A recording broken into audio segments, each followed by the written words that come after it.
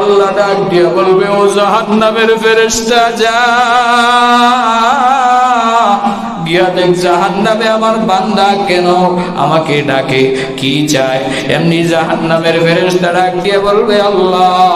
মালিক ফেরেশতা ডাক দিয়ে বলবে, আল্লাহ সে তো পানি চায়, পানির পিপাসায় সে কাতর হয়ে গেছে। আল্লাহ ডাক দিয়ে বলবে, জাহান্নামের উত্তপ্ত গরম পানিগুলো আমার বান্দার মুখে দিয়ে দাও। জোরে বলেন নাউজুবিল্লাহ।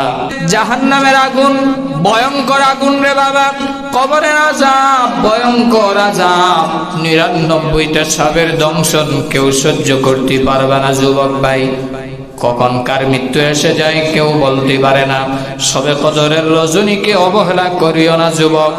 আজকে মহান আল্লাহর দরবারে তওবা করো, ইস্তেগফার করো, কান্নাকাটি করো, নামাজে দাঁড়ায় যাও। 2 রাকাত, 4 রাকাত, 6 রাকাত কিয়ামুল লাইলে দাঁড়ায় যাও। আল্লাহর দরবারে ডাক দিয়ে বলো, ও পরওয়ারদিগারে আলম আল্লাহ, আজ সবে কদরের রজনীতে আমি আসমানের নিচে জমিনের উপরে আমার চাইতে বড় গুনাহগার আর কেউ নাই, আমার চাইতে পাপী না খানদার আর কেউ নাই। আল্লাহ তুমি যদি মাফ না করো কেউ আমাকে মাফ করবে না। আল্লাহ তুমি না বলেছো, তুমি বড় মায়া করে মহব্বত করে মানুষ বানাইছো। আদর করিয়া মানুষ আল্লাহ বানাইয়া কেমনে দিবা জাহান্নামে ফেলিয়া, কেমনে দিবা জাহান্নামে ফেলিয়া। তুমি যদি মাফ না করো বান্দারে, তুমি যদি মাফ না করো বান্দারে, বলো বলো বান্দা যাবে কারদারে। ও দয়ার মালিক, আমি গুনাহ করতে করতে হাত নাপাক হয়ে গেছে, পা নাপাক হয়ে গেছে, জিহ্বা নাপাক হয়ে গেছে। ও আল্লাহ সবে কদরের রজনীতে কত কোটি কোটি পাপী তাপী বান্দাকে মাফ করে দিবা। ইয়া আল্লাহ তাদের সাথে আমাকেও মাফ করে দাও।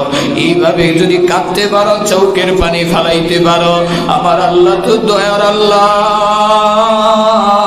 তোমার গুনাহ যদি পার পরিমাণও থাকে, আমার আল্লাহর দয়ার চাইতে হাজারো গুণে আরো বেশি। এই জন্য আমার প্রাণের ভাইয়েরা, কলিজার টুকরা যুবক ভাইয়েরা, নবীজি আমার ডাক দিয়া বলেন, রে আয়েশা দাঁড়ায় যাও, নামাজে দাঁড়ায় যাও। সবে কদরের রজনী ঘুমানোর রজনী না। নবীজি নিজে এবং পরিবার সহ সবাইকে নিয়ে সারা রাত ইবাদত করতেন, 1 সেকেন্ডও ঘুমান নাই। চিৎকার দিয়ে বলেন আল্লাহু আকবার। সবে কদরের রজনী পাইয়া বান্দা ঘুমায় না, সারা রাত নামাজে কাটায় দাও, কোরআন তেলাওয়াতে কাটায় দাও, সারা রাত তাসবিহ তাহলিলের মাধ্যমে কাটায় দাও। একটা কদর যদি জীবনে যদি পেয়ে যাও, আমার আল্লাহ 1000 মাসের চাইতে আরো বেশি সওয়াব দিয়া তোমাকে ধন্য করে দিবে। সুবহানাল্লাহ। হামদে বেহাদ মর খুদায়ে পাকেরা, হামদে বেহাদ মর খুদায়ে পাকেরা, আকে ইমাদাদ মুশতে খাকেরা, আকে দরনা দমদমিদ রুহেরা, তা সাজায়ে দাদ কওমে আদেরা। দীর্ঘ আলোচনা নয়, সংক্ষেপ কথা হচ্ছে বাবা, আজকের রাত্রি হলো ইবাদতের রাত্রি। আল্লাহর পয়গম্বর ঈসা ডাক দিয়ে বলেন, রে বনি ইসরাইলের যুবক, তোমার মা তোমার জন্য কি দোয়া করেছিল?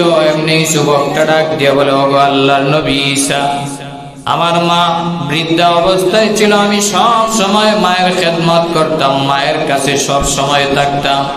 রাতের বেলা যখন মা ঘুমায় যাইত, মায়ের শিয়রের কাছে আমি সব সময় থেকে মাকে আমি খেদমত করতাম।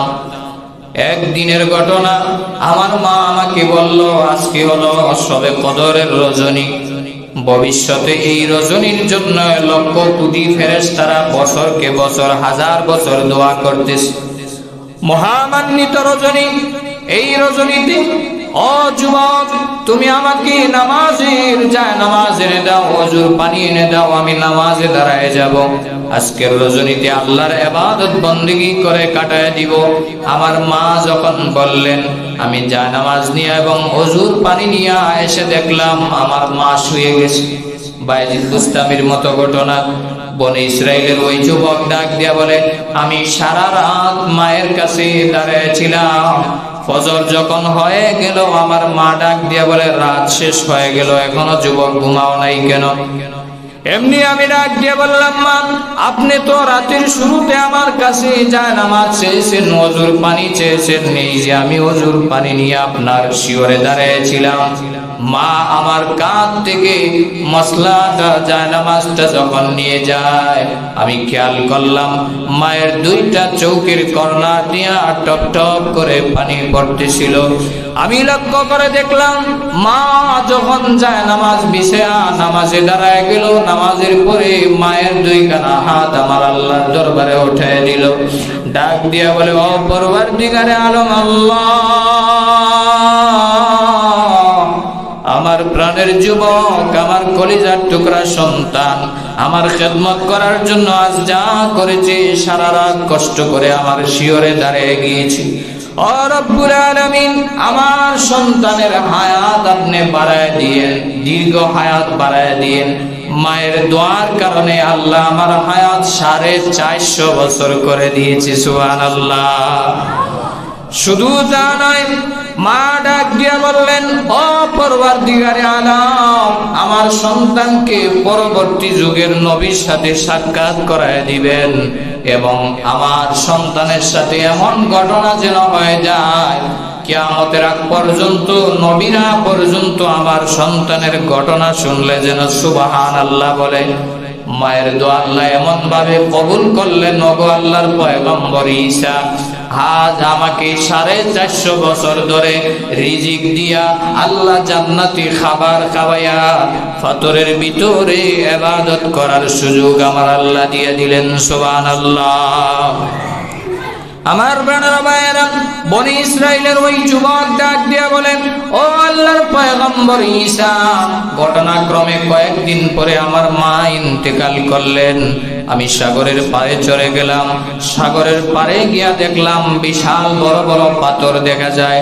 আমার মনে হয়ে গেল হযরত মূসা কালিমুল্লাহ তুর পাহাড়ে পাথরের ভিতর মাথা টেকায় টেকায়া সেজদা করতেন, দীর্ঘ রাত সেজদা করে করে কাটায় দিতেন। এমনকি আপনার নবী, আমার নবী, বিশ্ব নবী হেরা পর্বতের গুহায় পাথরের ভিতরে সেজদা দিয়া পাথরের ভিতরে মাথা টেকায়া সেজদা দিতেন, দীর্ঘক্ষণ সারা রাত সেজদার ভিতরে কাটায় দিতেন। যারা হজ করেছেন তারাও জানেন, হাজরে আসওয়াদ কালো পাথর, জান্নাতি পাথর, এই পাথরের ভিতরে চুম্বন করলে আল্লাহ জিন্দেগীর গুনাহ মাফ করে দেয়। ওই বনি ইসরাইলের যুবক ডাক দিয়া বলে, ও আল্লাহর পয়গম্বর ঈসা, আমার মনে হয়ে গেল এই পাথরের ভিতরে যেন একটা সেজদা দেই। আর আমি আল্লাহর কুদরতি পায়ে সেজদা দেওয়ার জন্য পাথরের কাছে যখন গেলাম, পাথরের ভিতরে সেজদা দিলাম, মাথা নত করলাম, সাথে সাথে পাথরটা আমাকে গিলে ফেললো আর বিশাল বড় পাথরের মুখটা বন্ধ হয়ে গেল। এমনি করে আমি সেজদারত অবস্থায় 450 বছর পর্যন্ত আমার মাওলার ইবাদত করে কাটায় দিলাম। সুবহানাল্লাহ। এমনি আমার প্রাণের ভাইয়েরা, ঈসা আলাইহিস সালাতু ওয়াস সালাম বলেন, তারপরে কি হলো? ঈসা নবীর প্রশ্নের জবাবে ওই বনি ইসরাইলের যুবক ডাক দিয়া বলে, আজ যখন আপনি আমার পাথরে আঘাত করেছেন, আল্লাহ রাব্বুল আলামিন কুদরতি ভাবে জানায় দিলেন, রে বনি ইসরাইলের যুবক, তুমি যেই রকম মায়ের পাগল ছিলা, আরেকজন মায়ের পাগল এসেছে তোমার সাথে দেখা করার জন্য, তুমি আজ বের হয়ে যাও। তোমার ইবাদতে মহান আল্লাহর আরশ খুশি হয়ে গেছে। সর্বশেষ জামানার আগে একজন নবী হযরত ঈসা পয়গম্বর এসেছেন তোমার সাথে সাক্ষাৎ করার জন্য। আমার প্রাণের ভাইয়েরা, ওই বনি ইসরাইলের যুবক ঈসা আলাইহিস সালাতু ওয়াস সালামকে ঘটনা বলার পরে ওই যুবক আরো ডাক দিয়া বলে, আপনি যে আল্লাহর পয়গম্বর ঈসা সেটাও আমি জানি। ঈসা আলাইহিস সালাম অবাক হয়ে গেলেন, পাথরের ভিতরে সে ছিল 450 বছর, সে আমাকে আবার চিনল কিভাবে? এমনি ঈসা নবী বলেন, আমাকে চিনলা কিভাবে? যুবক ডাক দিয়া বলে, আমার আল্লাহ তোমাকে চিনাইছে। জোরে বলেন সুবহানাল্লাহ। বনি ইসরাইলের যুবক ডাক দিয়া বলেন, আপনাকে শুধু চিনি তা নয়, আপনার মা হযরত মারিয়াম আলাইহাস সালাতু ওয়াস সালামকেও আমি চিনি। আপনি তো এমন যুবক যিনি জন্ম হওয়ার পরে বনি ইসরাইলের সমস্ত বেঈমান কাফেরেরা আপনাকে গ্রহণ করে নাই। আপনার মা কি অপবাদ দিয়েছে, জিনার অপবাদ দিয়েছে, আপনাকে আল্লাহর পুত্র বলে তারা অপবাদ দিয়েছে, অবজ্ঞা করেছে। বনি ইসরাইলের যুবক ডাক দিয়া বলেন, ও নবীজি ঈসা, আপনার মা মারিয়াম আলাইহাস সালাম বহু কষ্ট করেছেন, আপনাকে লালন পালন করেছেন। এমনকি ওই বনি ইসরাইলের বেঈমান কাফেরেরা আপনার মা মারিয়ামকে বাইতুল মুকাদ্দাস থেকে দূরে সরায় দিয়েছে, এলাকা থেকে দূরে সরায় দিয়েছে। তারপরেও আপনার মা আপনাকে লালন পালন করেছে। আপনি তো এমন সন্তান, যেই সন্তান 6 দিনের বাচ্চা কুদরতি ভাবে কথা বলেছে। জুড়ে বলেন সুবহানাল্লাহ। কোন নবী 6 দিনের সময় কথা বলেন নাই। আল্লাহর পয়গম্বর ঈসা আলাইহিস সালাতু ওয়াস সালাম কুলের শিশু, 6 দিনের শিশু বেঈমান কাফিরদেরকে ডাক দিয়া বললেন, আমার মাকে তোমরা জিনার অপবাদ দিবা না, আমার মাকে তোমরা অপবাদ দিও না। আমি হলাম আনা নবিয়ুন, আমি আল্লাহর পক্ষ থেকে প্রেরিত নবী। আতানিয়াল কিতাব ওয়া জাআলানি নবিয়্যা ওয়া জাআলানি মুবারাকান আইনামা কুনতু ওয়া আওসানি বিস সালাতি ওয়াজ যাকাতি মা দুমতু হাইয়া। চিৎকার দিয়ে বলেন আল্লাহু আকবার। ঈসা আলাইহিস সালাম ডাক দিয়ে বলেন, রে আমার গোষ্ঠীর লোকেরা, আমার মাকে অপবাদ দিবা না, জিনার অপবাদ দিও না। আমাকে মহান আল্লাহ নবী করে প্রেরণ করেছেন, আমাকে রাসূল করে প্রেরণ করেছেন। আমি তোমাদের জন্য নবী হয়ে প্রেরণ হয়েছি। আমার উপর আল্লাহর প্রেরিত আসমানি কিতাব ইনজিল নাজিল হবে। এইভাবে কথা বলেছেন শিশু কোলে থাকা অবস্থায়। বনি ইসরাইলের যুবক ডাক দিয়ে বলে, নবীজি ঈসা আপনার সম্পর্কে আরো জানি। এমনি ঈসা নবী বলেন, আর কি জানো? ঈসা আলাইহিস সালাতু ওয়াস সালামকে ওই যুবক ডাক দিয়া বলে, ও নবীজি ঈসা, আপনার মা একদিন আপনাকে বলেছিলেন, ও সন্তান আমার, তোমার কাছ থেকে আমি একটু খেদমত চাই, যাতে করে কিয়ামতের দিন তোমাকে ও মহান আল্লাহ সম্মানিত করে। কারণ মায়ের খেদমত করলে, বাবার খেদমত করলে সম্মান বাড়ায় দেন কে? আরো জোরে বলেন কে? মারিয়াম আলাইহিস সালাতু ওয়াস সালাম ডাক দিয়া বলেন, রে পুত্র ঈসা, আমার জন্য কিছু ফল ফলাদি নিয়ে আসো, আমি একটু তোমার কাছ থেকে খেদমত নিতে চাই। আমার কলিজার টুকরা যুবক ভাইয়েরা, তোমার মা যদি বেঁচে থাকে, বাবা যদি বেঁচে থাকে, মায়ের শিয়রে বসে বসে, মায়ের পায়ের কাছে বসে বসে মাকে ইফতারি করাও, সাহারি করাও। মায়ের কাছে বসে বসে আপেল কেটে দাও, কমলা কেটে দাও, আর মায়ের মুখে উঠে উঠে খাওয়াও। যদি খাওয়াইতে পারো, মায়ের মুখে তুমি যদি সন্তান হয়ে খাবার তুলে দিতে পারো, আমার আল্লাহ কিয়ামতের দিন জান্নাতে নিয়ে যাওয়ার পরে স্বয়ং মহান আল্লাহ কুদরতি হাতে তোমাকে খাওয়ায় দিবে। সুবহানাল্লাহ। আল্লাহ রাব্বুল আলামিন তোমাকে সম্মানিত করবে যদি মা বাবাকে সম্মান দাও। যুবক ভাইয়েরা, মাকে যদি কষ্ট দাও, বাবাকে যদি কষ্ট দাও, আজ সবে কদরের রজনীতে ওয়াজ শুনে কোনো লাভ হবে না, নামাজ পড়ে কোনো লাভ হবে না, সারা রমজান ইবাদত করলে কোনো লাভ হবে না। যদি তোমার মা নারাজ থাকে, তোমার মা যদি তোমার উপর অভিশাপ দেয়, বাবা যদি অভিশাপ দেয়, এই জন্য কলিজার টুকরা যুবক ভাইয়েরা, মা বাবাকে কষ্ট দিবা না। মা বাবার অন্তরে আঘাত দিলে আল্লাহ নারাজ হয়ে যাবে, আসমানের সব ফয়সালা তোমার জন্য বন্ধ হয়ে যাবে। যুবক ভাই, মাকে খুশি করো, বাবাকে খুশি করো। মা বাবা যদি মরে যায়, মৃত্যুবরণ যদি করে, এরপরে আর চেষ্টা করলেও মায়ের খেদমত করতে পারবা না।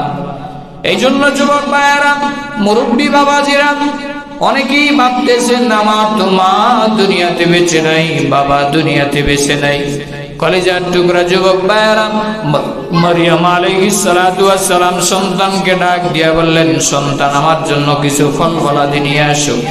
ইন দা মিন টাইম ফল ফলাদি কিনতে গেলেন, আর মারিয়াম আলাইহিস সালাতু ওয়াস সালাম কালো একটা চাদর দিয়ে শরীরটাকে মুড়লেন।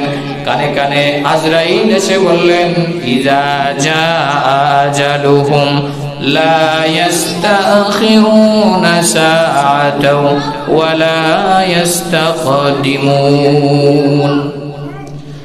মৃত্যুর ঘন্টা বেজে গেছে। মারিয়াম, শুধুমাত্র তোমাকে আল্লাহর পক্ষ থেকে মৃত্যুর পরওয়ানার খবর জানানো হয়েছে, পৃথিবীর আর কোন মহিলাকে জানানো হয় নাই। মৃত্যুর প্রস্তুতি নাও। মারিয়াম আলাইহিস সালাম চাদর মুড়ি দিয়া শুয়ে গেলেন। মারিয়াম আলাইহিস সালাতু ওয়াস সালাম ঈসা নবী আসার আগে আজরাইল সাক্ষাৎ করে মারিয়াম আলাইহিস সালাতু ওয়াস সালাম পৃথিবী থেকে চিরতরে বিদায় নিয়ে চলে গেলেন। ঈসা আলাইহিস সালাতু ওয়াস সালাম ফল নিয়া, বিশাল সদাই নিয়া এসে মায়ের খেদমত করবেন। মায়ের শিয়রের কাছে এসে ডাক দিয়ে বললেন, মা, ও মা। মা বলে ডাক দিলেন অনেকবার, কিন্তু মা তো আর সজাগ হচ্ছে না। মা চিরবিদায় নিয়ে দুনিয়া থেকে চলে গেলেন। একটাবার চিন্তা করেন যুবক ভাইয়েরা, মুরব্বী বাবাজিরা, আপনি মনে করেন নারায়ণপুর বাজারে গেলেন ইফতারি আনার জন্য, সাহারির খাবার আনার জন্য, মায়ের কাছ থেকে বিদায় নিয়ে চলে গেলেন। মা আপনার জন্য ফল ফলাদি আনতেছি, এসে যদি দেখেন মা দুনিয়াতে নাই, কেমন কষ্ট লাগবে? ঈসা পয়গম্বর তো উনি মানুষ, উনি তো ফেরেশতা না। উনি কাঁদতে কাঁদতে বিভোর হয়ে গেলেন, ও আল্লাহ, আমার মা দুনিয়াতে বেঁচে নাই। মা দুনিয়াতে না থাকলেও মানুষের বাবা থাকে, কিন্তু আমার তো বাবাও নাই, কে আমাকে সান্ত্বনা দিবে? কাঁদতে কাঁদতে বিভোর হয়ে গেলেন। মারিয়াম আলাইহিস সালাতু ওয়াস সালামের জানাজার ইন্তজাম করা হলো। বনি ইসরাইলের লোকেরা এত খারাপ ছিল, মারিয়াম আলাইহিস সালাতু ওয়াস সালামের জানাজাতেও তারা শরীক হইল না।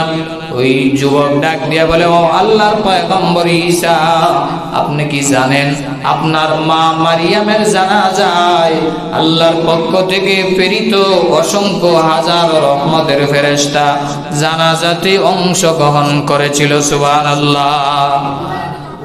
অপর্দার অন্তরালের মান, আজ তুমি ইবাদত নাই, নামাজ নাই, পর্দা নাই, কোথায় আছো? কোন জায়গায় আছো? অথচ তোমার মতো একজন মহিলাকে মহান আল্লাহ পৃথিবীর শ্রেষ্ঠতম মহিলা বলে ঘোষণা করেছেন।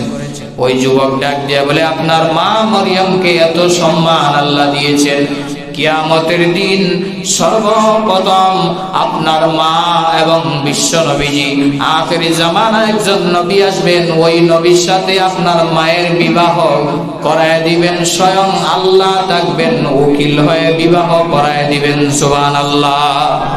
শেষ নবীর সাথে আপনার মায়ের বিবাহ হয়ে যাবে।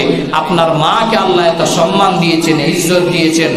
আল্লাহর ইবাদত বন্দেগী করে জিন্দেগি কাটানোর কারণে আজকাল যুগের মা বোনেরা সন্তান ঠিকই চায় আব্দুল কাদের জিলানী হোক, সন্তানটা যেন বায়েজিদ বুস্তামি হোক, কিন্তু নিজে 21 ইঞ্চি টিভি নিয়ে, 22 ইঞ্চি টিভি নিয়ে সারা দিন রাত একের পর এক সিরিয়াল দেখা নিয়ে ব্যস্ত। ঠিক না বেঠিক? মা আজ পর্দার ভিতরে নাই, মা আজ নামাজের ভিতরে নাই, মা সন্তান পালনে ইসলামী শিক্ষায় শিক্ষিত করার খবর নাই। কিন্তু সন্তান ঠিকই চায় নামাজি হোক, দিনদার হোক, ভদ্র হোক। সন্তান যদি ভদ্র বানাইতে চাও, ও পর্দার অন্তরালের মা, আগে নিজেকে আগে ভদ্র বানাইতে হবে। জুড়ে বলেন ঠিক না বেঠিক? মাল যদি, পেট্রোল যদি ভালো হয়, যা সাপ্লাই হবে তাও হবে ভালো। গাছ যদি ভালো হয়, ফল ভালো হবে। ফির যদি ভালো হয়, মুরিদও ভালো হবে।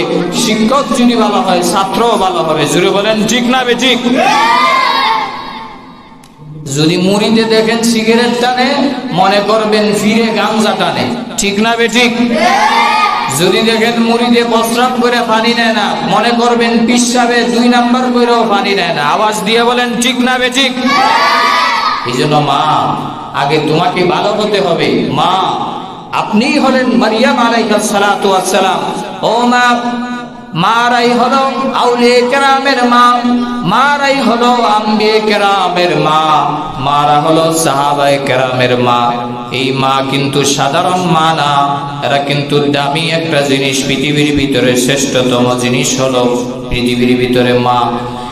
এরপরে আমার প্রাণের ভাইয়েরা, জাহান্নামে যাওয়ার পরে আমার নবী বিশ্ব নবী রাহমাতুল লিল আলামিন মেরাজের রজনীতে জাহান্নামে যাওয়ার পরে নবীজি এসে বলেন, রে সাহাবীরা, আমি জাহান্নামে সবচাইতে বেশি নারীদেরকে আগুনে জ্বলতে দেখেছি। জুড়ে বলেন নাউজুবিল্লাহ। রাগ করতেছেন নাকি আপনারা? আমার বানানো ভাইয়েরা, জাহান্নামের সংখ্যা সবচাইতে বেশি নারীদের হবে। কেন? আজকাল দেখেন বাজারে পুরুষ বেশি না নারী বেশি? আরো জোরে বলেন, পুরুষ না নারী? কেন? পুরুষরাই তো বেশি বাজারে থাকার কথা। শপিং যা করা লাগে, মার্কেট যা করা লাগে, স্বামী আছে, ভাই আছে, তারপরে বাবা আছে, সন্তান আছে, যে একজন করলেই তো হয়ে যায়। স্বামী, বাবা, ভাই, সন্তান, চারজন পুরুষের যে কোনো একজন পুরুষ তো প্রত্যেক ঘরে ঘরে আছেই। যদি বাবা না থাকে স্বামী তো আছে, বাবা না থাকলে ভাই তো আছে, ভাই যদি না থাকে স্বামী আছে, স্বামী যদি না থাকে সন্তান আছে। চার পুরুষের যে কোনো এক পুরুষ তো থাকবেই, ঠিক না বেঠিক? তারপরে আপনাকে আবার বাজারে যাওয়া লাগে কেন? শপিং মহলে কেন যাওয়া লাগবে? ভালো করে খেয়াল করেন, একজন নারী, একজন মহিলা যদি বেপরদার অপরাধী হয়ে আল্লাহর তৈরি জাহান্নামে যায়, কমপক্ষে চারজন পুরুষের নামে মামলা করে চারজনকে নিয়ে একজন মহিলা জাহান্নামে যাবে। জোরে বলেন নাউজুবিল্লাহ। দোষ করেছে মহিলা, বেপরদা ছিল মহিলা, জাহান্নামে যাবে মহিলা, মামলা করবে চারজন পুরুষের নামে। এরকম হয় না দুনিয়াতে? অপরাধ করেছে আরেকজন, কিন্তু পুলিশ ধরে আইসে আরেকজনে, ঠিক না বেঠিক? বাংলাদেশের ইতিহাসে এরকম হয় না? জাহান্নামের লিস্টিতেও দিয়া দেখবেন, আপনি দোষ করেন নাই, দোষ করেছে মহিলা, জাহান্নামে গিয়েছে মহিলা, কিন্তু চার্জশিটের ভিতরে নাম চলে আসছে আপনার। কেন? আপনি বাবা, আপনি ভাই, আপনি স্বামী, আপনি সন্তান, চার পুরুষের যে কোনো একজন পুরুষ ইচ্ছা করলেই মহিলাকে কন্ট্রোল করতে পারে, ঠিক না বেঠিক? কিয়ামতের কঠিন ময়দানে ডাক দিয়া বলবে, ও পরওয়ারদিগারে আলম, আমার বাবা আমাকে পর্দার ব্যবস্থা করে দেয় নাই, আজ আমি জাহান্নামে চলে গেলাম, আমার বাবাকে জাহান্নামের আসামি বানায় গেলাম। ডাক দিয়া বলবে, পরওয়ারদিগারে আলম, আমার ভাই কত জায়গায় ওয়াজ নসিহত শুনেছে, আমাকে কোনোদিন পর্দার ব্যবস্থা করে দেয় নাই, পর্দার ওয়াজ করে নাই, পর্দার ব্যবস্থা করে দেয় নাই, আজ আমি জাহান্নামে চলে গেলাম, আমার ভাইকে আসামি বানায় গেলাম। 3 নম্বরে ডাক দিয়ে বলবে, বাবার দায়িত্ব যখন শেষ হয়ে গেল, ভাইয়ের দায়িত্ব যখন শেষ হয়ে গেল, আমি চলে আসলাম স্বামীর কাছে। স্বামী আমাকে ইচ্ছা করলে পর্দার ভিতরে রাখতে পারত, স্বামী ইচ্ছা করলে আমাকে কন্ট্রোলে রাখতে পারত, কিন্তু স্বামী আমাকে মোটরসাইকেলের পিছনে বসায়া বসায়া ইচ্ছা মতো মেকআপ করে সারা বাজার দেখায়, আছে না নাই? আমার বউ আমি দেখবো কেন, সবাই মিল্লা দেখ। এরকম স্বামী বদমাশ আপনাদের এলাকাতে নাই, অন্য এলাকাতে আছে না নাই? আওয়াজ কমলো কেন? আরো জোরে বলেন, আছে না নাই? এইরকম স্বামী নামে কিয়ামতের কঠিন ময়দানে বেপরদা নারীরা, বেপরদা স্ত্রীরা আসামি বানায় দিবে নিজের স্বামীকে। আমাকে বেপরদা অবস্থায় পার্লারে নিয়ে মেকআপ করাইছে, ইচ্ছা মতো কাল্লা বর্ডারে সাদা বানাইয়া মোটরসাইকেলের পিছনে, পালচারের পিছনে বসায়া বসায়া আর বাজারে হাটে ঘুরে আর যুবকদেরকে দেখায়, আছে না নাই?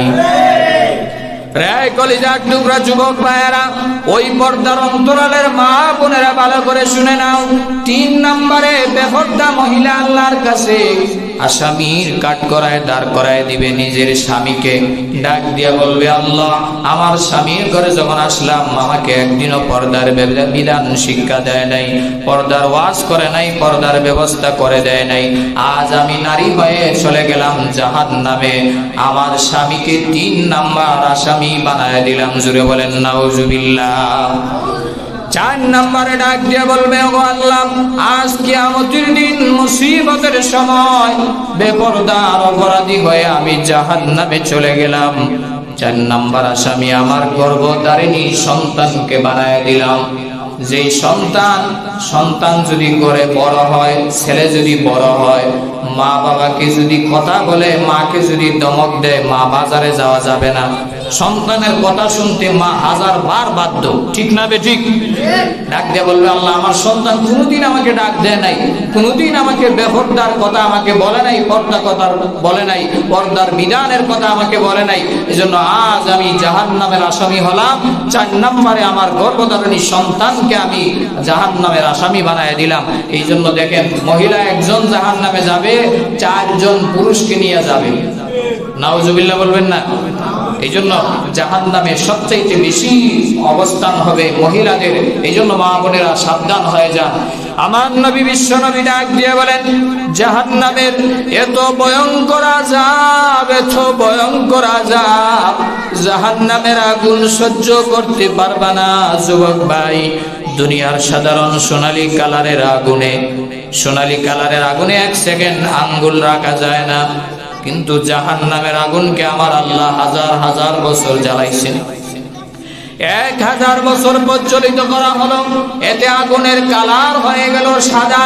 আরো 1000 বছর পর্যন্ত জাহান্নামের আগুনকে মহান আল্লাহ প্রজ্বলিত করলেন, এতে আগুনের কালার হয়ে গেল লাল।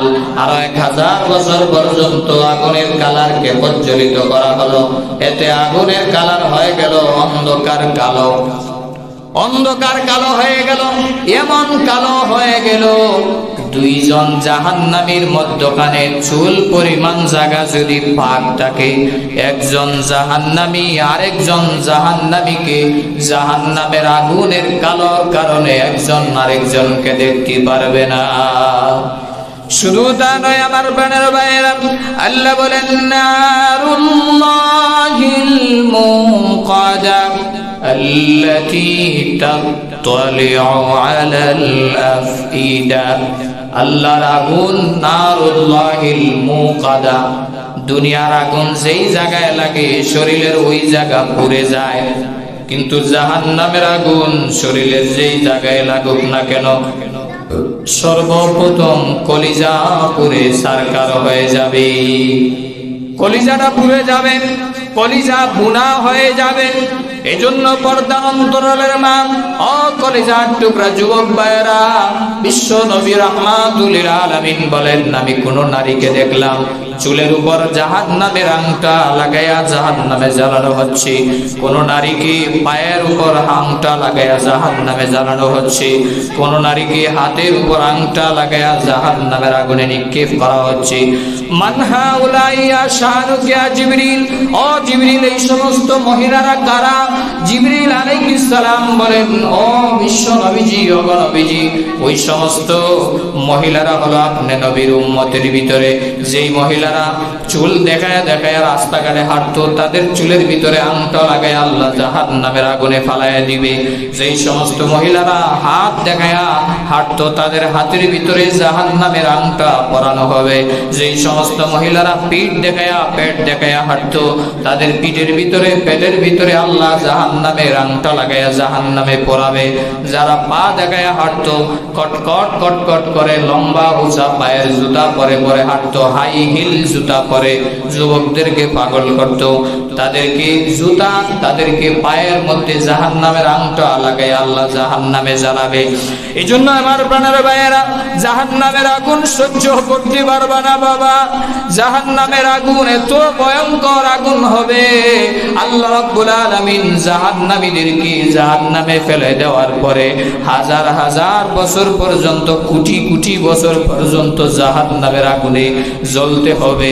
আল্লাহকে ডাক দিলে আল্লাহ কঠিন কালেও শুনবে না, কারণ আমার আল্লাহ দুনিয়াতে বলেছেন, বান্দা তুমি যদি একবার ডাকো আমি তোমার ডাকে 70 বার ডাক জবাব দিতে আমি রাজি।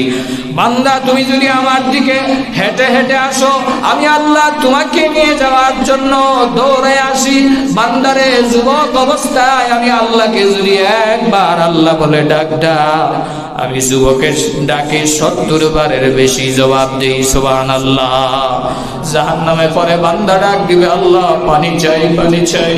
ও আল্লাহ, পানির পিপাসায় আমার গলা শেষ হয়ে যাচ্ছে, বডি পুড়ে যাচ্ছে, আমার শরীর নষ্ট হয়ে যাচ্ছে, সারখার হয়ে যাচ্ছে, জ্বলে পুড়ে শেষ হয়ে যাচ্ছে। হাজার হাজার বছর পর্যন্ত জাহান্নামীরা এইভাবে কাঁদতে থাকবে আর বলতে থাকবে।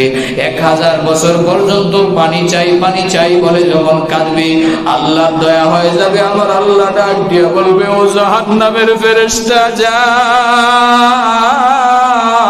গিয়া দেখ জাহান্নামে আমার বান্দা কেন আমাকে ডাকে, কি চায়। এমনি জাহান্নামের ফেরেশতা ডাক দিয়ে বলবে, আল্লাহ। মালিক ফেরেশতা ডাক দিয়ে বলবে, আল্লাহ, সে তো পানি চায়, পানির পিপাসায় সে কাতর হয়ে গেছে। আল্লাহ ডাক দিয়ে বলবে, জাহান্নামের উত্তপ্ত গরম পানিগুলো আমার বান্দার মুখে দিয়ে দাও। জোরে বলেন নাউজুবিল্লাহ। একদিকে পুজ, আরেকদিকে রক্ত, আরেকদিকে গরম পানি। রক্ত পুজের পানি যখন জাহান্নামের মালিক ফেরেশতা সামনে নিয়ে আসবে, পানি খাবে তো দূরের কথা, পানি দ্বারে কাছে আসার আগেই গরমের উত্তপ্ততার কারণে শরীরের সবগুলা চামড়া কষে কষে পড়ে যাবে। জোরে বলেন নাউজুবিল্লাহ। এইভাবে সর্বপ্রথম পুষ দেওয়া হবে, গরম পানি দেওয়া হবে, এরপরে রক্ত, নষ্ট রক্তগুলা দেওয়া হবে। এইভাবে যখন জাহান্নামীকে গরম পানি পান করানো হবে, গরম পানি পান করায়া তৃষ্ণায় কাতর হয়ে সে খাইতে চাবে না, তারপরেও তৃষ্ণার কারণে সে পান করবে। পান করার সাথে সাথে তার পেটের ভিতরের নারী বুড়ি সব কিছু পিছনের রাস্তা দিয়ে বাইর হয়ে যাবে। জুড়ে বলেন নাউজুবিল্লাহ। এই জন্য আমার প্রাণের ভাইয়েরা, জাহান্নামের আগুন ভয়ঙ্কর আগুন রে বাবা। কবরের আযাব ভয়ঙ্কর আযাব। 99টা সাপের দংশন কেউ সহ্য করতে পারবে না যুবক ভাই। কখন কার মৃত্যু এসে যায় কেউ বলতে পারে না। সবে কদরের রজনীকে অবহেলা করিও না যুবক। আজকে মহান আল্লাহর দরবারে তওবা করো, ইস্তেগফার করো, কান্নাকাটি করো, নামাজে দাঁড়ায় যাও, 2 রাকাত, 4 রাকাত, 6 রাকাত কিয়ামুল লাইলে দাঁড়ায় যাও। আল্লাহর দরবারে ডাক দিয়ে বলো, ও পরওয়ারদিগারে আলম আল্লাহ,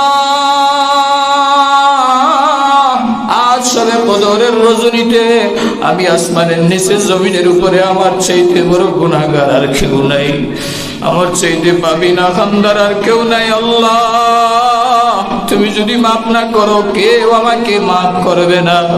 আল্লাহ, তুমি না বলেছো তুমি বড় মায়া করে, মহব্বত করে মানুষ বানাইছো। আদর করিয়া মানুষ আল্লাহ বানাইয়া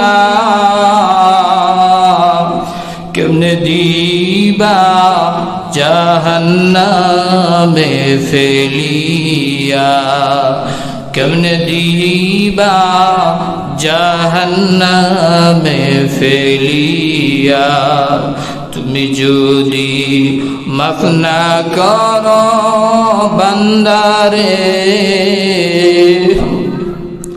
তুমি যদি মাফ না করো বান্দারে, বলো বলো বান্দা যাবে কারদারে। ও দয়ার মালিক, আমি গুনাহ করতে করতে হাত নাপাক হয়ে গেছে, পা নাপাক হয়ে গেছে, জিহ্বা নাপাক হয়ে গেছে।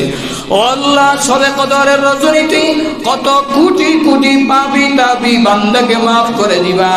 ইয়া আল্লাহ, তাদের সাথে আমাকেও মাফ করে দাও।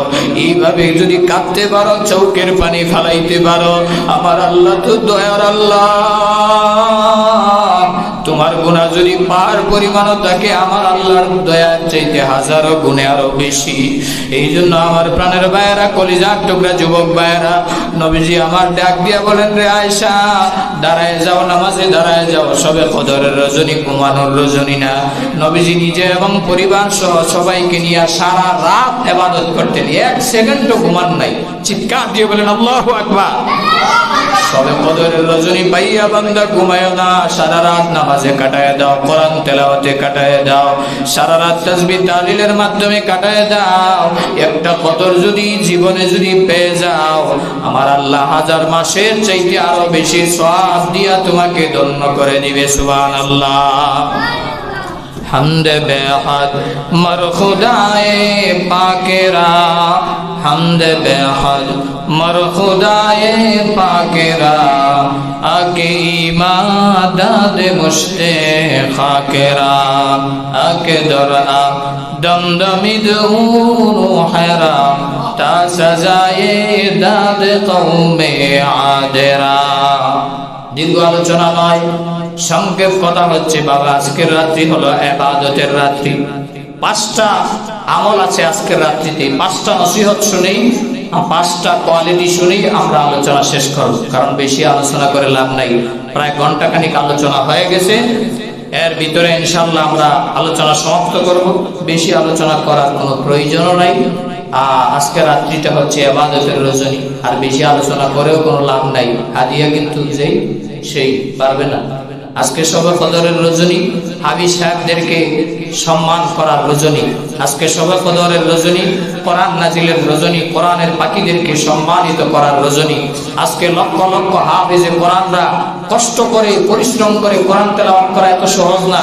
প্রতিটা পৃষ্ঠার খেয়াল রাখতে হয়, প্রতিটা হরফের খেয়াল রাখতে হয়, প্রতিটা পারার খেয়াল রাখতে হয়, প্রতিটা রাকাতের খেয়াল রাখতে হয়। এই জন্য হাবিব সাহেবদেরকে বেশি বেশি করে সম্মান করা, বিশেষ করে আমার পিছনে বিশেষ করে যারা নামাজ পড়ছেন, আমি তাদের কাছে বড় কৃতজ্ঞ আপনাদের কাছে। দেখেন, আপনাদের এই কোরআন তারাবির খতম করার কারণে আমার এর ভিতর দিয়ে 5টা কোরআনের খতম হয়ে গেছে। আলহামদুলিল্লাহ বলবেন না?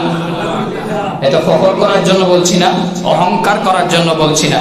1 নাম্বার খতম হচ্ছে যে যেটা অনলাইনে গিয়েছে, আপনারা দেখবেন ইউটিউবে পুরা 30 পারা কোরআন শরীফ আছে অনলাইনে, 1 খতম। 2 নাম্বার খতম হয়েছে তারাবিতে, যেহেতু পড়তে হবে এই জন্য স্টাডি করতে হয়, 2 নাম্বার খতম। 3 নাম্বার খতম, এটা আবার রিভিশন দিতে হয়, জোহরের পরে আবার রিভিশন দিই, 3 নাম্বার খতম।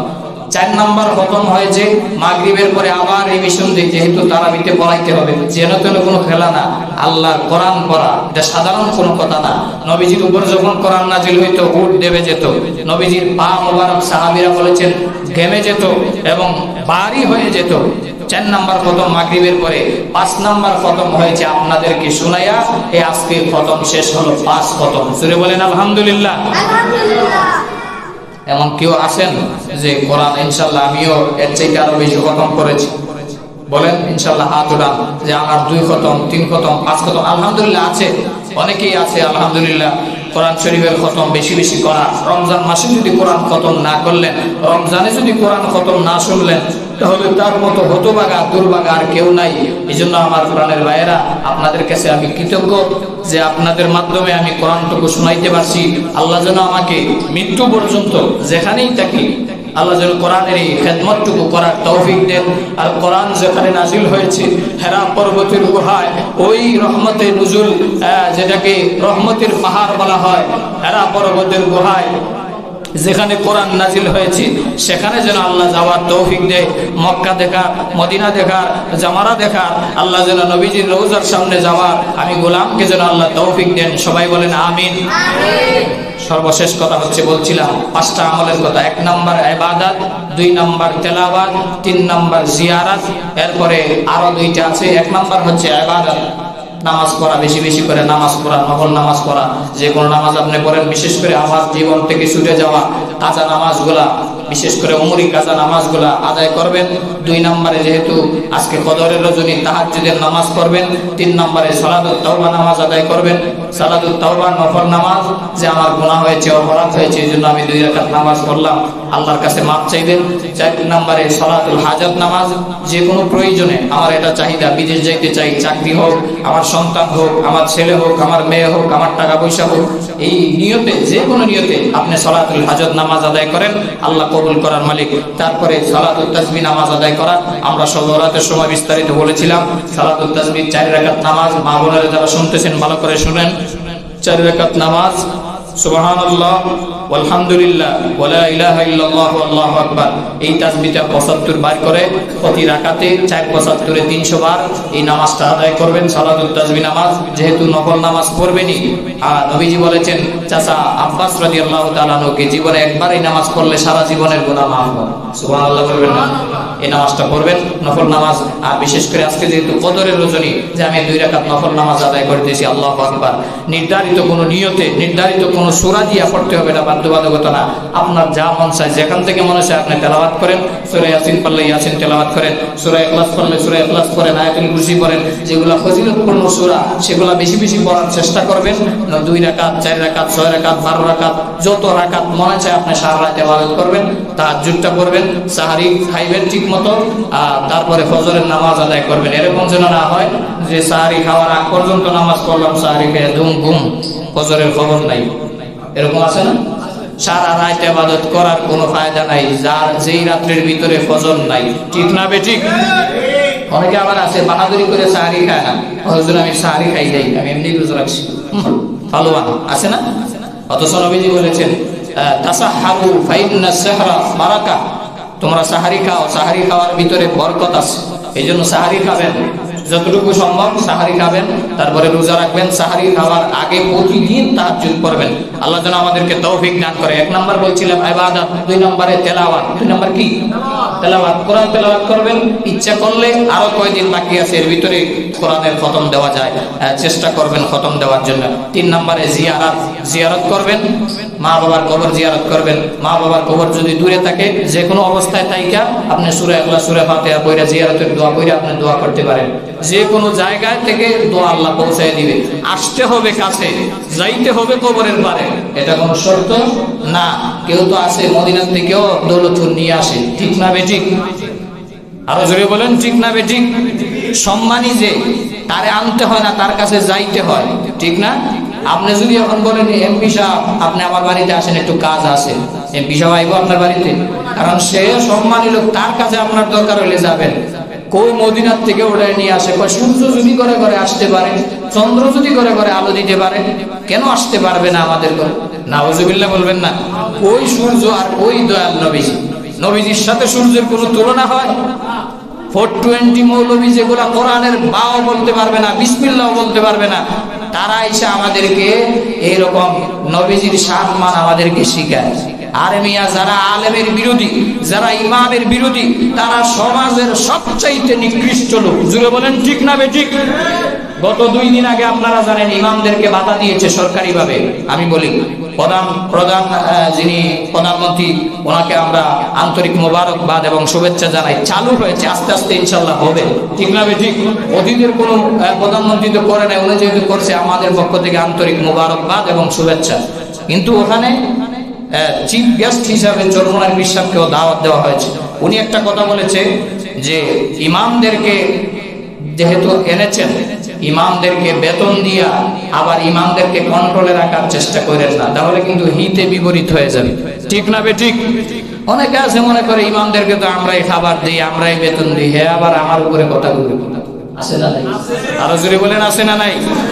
আবার উনি আরেকটা কথা বলছেন যে চেয়ারম্যান সার্টিফিকেট দেয় না, চরিত্রের সার্টিফিকেট, চেয়ারম্যানের সার্টিফিকেট দেয়, মেম্বারের সার্টিফিকেট দেয়। আমার বানানো কথা না, আপনারা এখনো চরমোনার বিশ্ববিদ্যালয়ের কোরআন পাবেন, ইউটিউবে চার্জ করলেই পাবেন।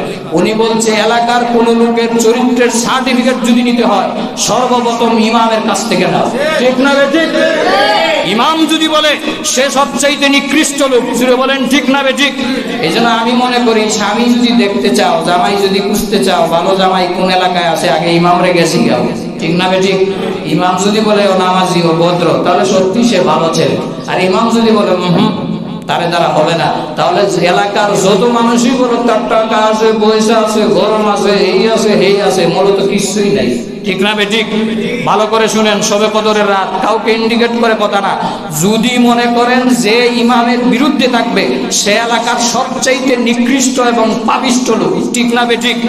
আর যে ইমামের সাথে আন্তরিকতা মহব্বত ভালো আছে, আলেমদের সাথে মহব্বত ভালো আছে, সেই সমাজের সবচাইতে ভালো লোক। আজকে সার্টিফিকেট দিয়ে গেলাম, এটা আমার পরবর্তীতে যে কোনো লোক আসুক, আপনারা বিশ্বাস করেন আর নাই করেন, এটাই বাস্তব। আল্লাহ আমাদের সবাইকে কবুল করুন। 4 নম্বরে সাদাকা করা। কি করা? সবে কদরের রজনীতে পকেট একদম খালি করে যাওয়া, একদম খালি করে যাওয়া। এখনো যারা দান করেন নাই তারা বয়ান শেষ হওয়ার আগে, দোয়া শেষ হওয়ার আগে আগে ইনশাআল্লাহ দান করে যাবেন, সদকা করা। আর 5 নাম্বার হচ্ছে দোয়া করা। লম্বা চোরা মোনাজাত করতেন নবীজি সাহাবীদেরকে নিয়ে। না বলবেন হুজুর শর্টকাট মোনাজাত, বলবেন শর্টকাট মোনাজাত না লম্বা চোরা? লম্বা চোরা মোনাজাত, এবং মোনাজাতের ভিতরে কান্না থাকতে হবে। আজকের রাত্রিতে যদি কান্না না পালাইলা, চৌকের পানি না আনলা, তাহলে কোন দিন আর কাঁদবা? কাঁদে কোন সময়? যখন দেখা যায় 10 লাখ টাকা মাইর খায়, 1 লাখ টাকা মাইর খায়, যখন দেখা যায় স্ত্রী চলে যায় পরের সাথে, তখন কাঁদে, তখন আল্লাহর কথা স্মরণ হয়। কিন্তু গুনার কথা স্মরণ করে, নামাজ যে পড়ে নাই, রোজা যে রাখে নাই, একটু ভিতরের ভিতরে অন্তরে কষ্টও লাগে না? অনেকে আছে বুক ফুলে আজকে রোজা রাখছি না, আছে না? একটু আগেও আমার একজনে কইছে, আমি তো আজকে রোজা রাখি নাই। কত বড় পাপিষ্ঠ হইলে এই কথা বলতে পারে? চিন্তা করেন, চিন্তা করেন। নাম্বার ছাড়া, মার্কা ছাড়া কত বড় পাপিষ্ঠ হইলে বলতে পারে যে হুজুর আমি আজকে রোজা রাখি নাই? তারে কি কইবে না? আল্লাহ কেরম মোহর মারছে, খাতামাল্লাহু আলা কুলুবিহিম ওয়া আলা সামইহিম ওয়া আলা আবসারিহিম গিশাওয়া। নবীজি ডাক দিয়ে বলে, আবু জাহেলকে দাওয়াত দেওয়ার দরকার নাই, আবু তালেবরে দাওয়াত দেওয়ার দরকার নাই, আবু লাহেবরে দাওয়াত দেওয়ার দরকার নাই, তাদেরকে আমি আল্লাহ মোহর মাইরা দিছি। তারা ইচ্ছা করলেও আর ইমান আনবে না। আপনি গিয়ে সাহাবীদেরকে কষ্ট করেন, তারা যতজন ইমান আনে তাদের পিছনে আপনি মেহনত করেন। এজন্য আমরা দোয়া করি, কারোর প্রতি রাগ নাই, বিদ্বেষ নাই। আমার প্রতিও রাগ করে এখন লাভ নাই, যেগুলো বাস্তব সেগুলোই বলতেছি। যার ভিতরে গুনাহ করার পরে যার ভিতরে কষ্ট লাগবে সেই ইমানদার, যার ভিতরে গুনাহ করার পরে কষ্ট লাগবে না, আনন্দ লাগবে, সেই পাপী। ঠিক না বেঠিক? এটা নবীজির হাদিস। ওয়া আখিরু দাওয়ানা আনিল হামদুলিল্লাহি রাব্বিল আলামিন।